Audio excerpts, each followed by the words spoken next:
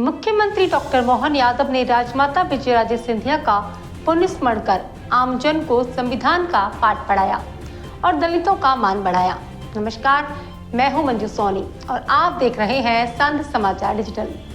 खबर ग्वालियर से है, जहां भारतीय जनता पार्टी ने संविधान गौरव अभियान के तहत महासंगोष्ठी का आयोजन किया, जिसमें मुख्यमंत्री के साथ ही सत्ता और संगठन के अनेक नेता जुटे और पार्टी की एकजुटता भी देखने को मिली।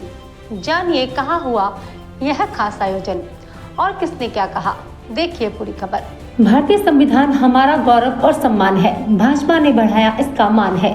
इसी भाव के साथ भाजपा ग्वालियर महानगर की ओर से जीवाजी विश्वविद्यालय के अटल सभागार में संविधान गौरव अभियान के तहत महासंगोष्ठी का आयोजन किया गया। मुख्य अतिथि मुख्यमंत्री डॉक्टर मोहन यादव थे। भाजपा के नवनियुक्त जिलाध्यक्ष जयप्रकाश राजौरिया के नेतृत्व में पहली बार हुए विशाल आयोजन में पार्टी की एकजुटता देखने को मिली। कार्यक्रम का शुभारंभ वंदे मातरम के साथ हुआ। महिला मोर्चा की प्रदेश अध्यक्ष माया नारोलिया, जयभान सिंह पवैया, अनूप मिश्रा, वेद प्रकाश शर्मा, गंगा राम बघेल, विवेक नारायण सेजलकर एवं माया सिंह अनेक पदाधिकारी मौजूद थे।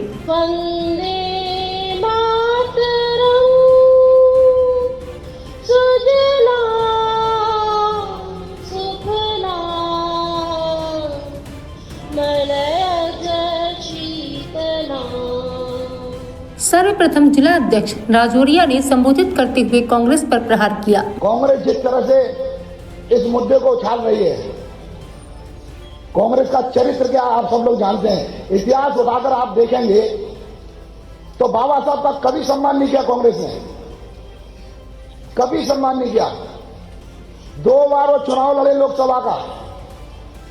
कांग्रेस की उस समय की तात्कालिक सरकार, उस समय के तात्कालिक प्रधानमंत्री माननीय नेहरू जी ने उनके खिलाफ प्रचार किया, उनके खिलाफ प्रत्याशी उतारा। वो देश के पहले अर्थशास्त्री पीएचडी हैं, लंदन में उन्होंने पढ़ाई की। जब वो इस विषय पर कांग्रेस के अंदर रखते थे तो उनकी बात को स्वीकारता नहीं होती थी। अंबेडकर जी के ऊपर जितना उन्होंने काम किया, कांग्रेस ने 2% भी इनकी सम्मान नहीं किया। कांग्रेस की जो स्थिति है और भारतीय जनता पार्टी ने क्या किया है, भारतीय जनता पार्टी ने उनके 5 तीर्थ स्थल के पर निर्माण कराने में जो सहयोग हो सकता है, भारतीय जनता पार्टी की सरकार और समर्थित जो पार्टियां उन सब लोगों ने सहयोग किया। महासंगोष्ठी को जल संसाधन मंत्री एवं जिले के प्रभारी तुलसीराम सिलावट और ऊर्जा मंत्री ने भी संबोधित किया। विश्व के गौरव, राष्ट्र के गौरव जिस व्यक्ति ने आज हमारा संविधान, हमारा स्वाभिमान, जैसे डॉक्टर भीमराव अम्बेडकर को भी, जिसने वर्षों तक हमारे इस राष्ट्र पर, हमारे इस देश में राज किया, कभी भी उन्हें बाबा राव भीमराव अम्बेडकर की स्मरण नहीं आए। बाकी में हम सौभाग्यशाली हैं। आप जानते हैं कि आज पूरे देश में पुस्तक लेके घूम रहे हैं, संविधान बचाओ। अरे संविधान बचाने वाली तो भारतीय जनता पार्टी है और ये इनको तो माफी मांगना चाहिए। पूरे उस विचारधारा के कांग्रेस लोगों को माफी इसलिए मांगना चाहिए, बाबा साहब भीमराव अम्बेडकर को, जो प्रजातंत्र की सबसे बड़ी अदालत है, लोकसभा जाने में किसने रोका? यही कांग्रेसियों ने। और आज जो संविधान की बात करते हैं और विदेशों में जाकर ये बात करते हैं कि हम आरक्षण समाप्त कर देंगे, इनकी कथनी और करनी में अंतर। आज हम सब लोग अमन चैन से जी रहे हैं तो इस संविधान लिखने के कारण, जो भीमराव अम्बेडकर साहब ने लिखा, उसके कारण हम अपने अधिकारों को सही तरीके से परिभाषित कर पा रहे हैं और अपनी बात उचित मंच पर कह पा रहे हैं। उस संविधान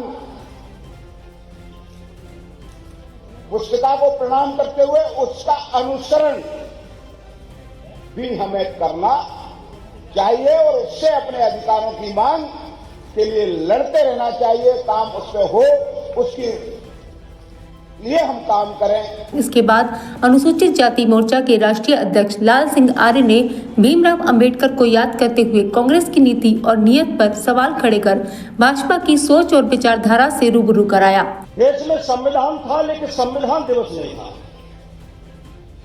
क्योंकि कांग्रेस संविधान दिवस मनाना नहीं चाहती, क्योंकि संविधान को मनाएंगे तो फिर बाबा साहब अंबेडकर स्मरण आ जाएंगे। इसलिए बाबा साहब की राजनीतिक और सामाजिक पहचान समाप्त कैसे करनी है, कांग्रेस का सदैव ये मंशा रही है, यही नीति रही है, यही नीयत रही है।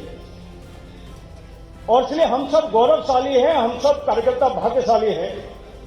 हम उस भारतीय जनता पार्टी के कार्यकर्ता हैं जब पंडित दीनदयाल जी उपाध्याय कहते अंत्योदय, राजनीतिक सामाजिक आर्थिक दृष्टि से जो पिछड़ा है उसको भी बराबरी में लाना। हम विवेकानंद को मानते हैं, कहते हैं दरिद्र ही हमारा नारा है। और यहाँ बाबा साहब अंबेडकर संविधान में कहते हैं सामाजिक आर्थिक राजनीतिक न्याय अवसर की समानता, अभिव्यक्ति की स्वतंत्रता। लेकिन कांग्रेस पार्टी इन सभी चीजों में विश्वास नहीं करती और इसलिए आज राहुल गांधी को अपनी कांग्रेस की बंद दुकान को, जिसके शटर डाउन हो गए हैं, उस दुकान को खोलने के लिए संविधान का स्मरण आया है। वो संविधान की किताब तो लहराते हैं लेकिन संविधान को पढ़ते नहीं है। संविधान उनके लिए मात्र वोट कमाने का जरिया हो गया है। लेकिन हमारे प्रधानमंत्री कहते हैं संविधान हमारी पन्नों की किताब नहीं, हमारे लिए राष्ट्रीय ग्रंथ है। इस दौरान अनुसूचित जाति जनजाति के विभूतियों को मुख्यमंत्री ने सम्मानित कर उनका मान बढ़ाया। मुख्यमंत्री ने ग्वालियर पहुंचते ही एयरपोर्ट पर सर्वप्रथम भाजपा की संपादक सदस्य राजमाता विजयराजे सिंधिया की प्रतिमा पर पुष्पांजलि अर्पित कर उनका पुण्य स्मरण किया। फिर महासंगोष्ठी में बापू के नाम पर नकली गांधी बनकर असली गांधी को भुलाने और अंबेडकर का अपमान करने वाली कांग्रेस को बेनकाब करते हुए नेहरू, इंदिरा और राजीव तक की हकीकत को उजागर किया। देखिए क्या बोले मुख्यमंत्री। डॉक्टर भीमराव अंबेडकर से आज भी जो अन्याय किया है, लाल सिंह जी ने एक एक करके वो सारी बातें बताई है। या आज भी हम सबके बीच में वो सब कुछ स्पष्ट। ये जो अंदर का पाप है कांग्रेस का, और पाप कितना गहरा है। 4 पीढ़ी हो गई इनकी, 4 पीढ़ी तक इनने अपनी बाबा साहब से दुश्मनी भूले नहीं। लंबे समय तक सरकार में रहे, जीते जी बाबा साहब के समता के सिद्धांत के बलबूते पर, उनकी योग्यता के आधार पर मंत्रिमंडल में स्थान नहीं दिया, उनके भावनाओं का सम्मान नहीं करते हुए ये धारा 370 का कलंक अपनाया। लोकसभा जिसके संविधान के लिए बाबा साहब अध्यक्ष बने थे, सही कहा लाल सिंह जी ने, चुनाव में निर्वाचन के समय तो उस समय कई सारे दलों के लोगों को जोड़ करके मंत्री बनाने की बात है, लेकिन मेरे से ज्यादा कोई सुयोग्य आदमी आगे नहीं बढ़ जाए। ये जो अंदर का डर लग रहा था नेहरू जी को, अपनी उस हीन भावना के बलबूते पर अंबेडकर जी अगर आगे बढ़ गए तो मेरा क्या होगा, ये जो स्वार्थ की भावना थी, कांग्रेस तो अगर ये यात्रा निकाल रही तो माफी मांगना चाहिए अपने परनाना नेहरू जी के कर्मों के कारण से, जिसके कारण से अंबेडकर जी की आत्मा का कष्ट हुआ है। इस तरह की खास खबर देखने के लिए सांसमाचार.com को फेसबुक पर लाइक, यूट्यूब पर सब्सक्राइब और एक्स पर फॉलो करें। देश दुनिया की अन्य खबरें देखने और पढ़ने के लिए हमारी वेबसाइट www.सांसमाचार.com पर विजिट करें। साथ ही अपनी खबरों के लिए इन नंबरों पर हमसे संपर्क करें।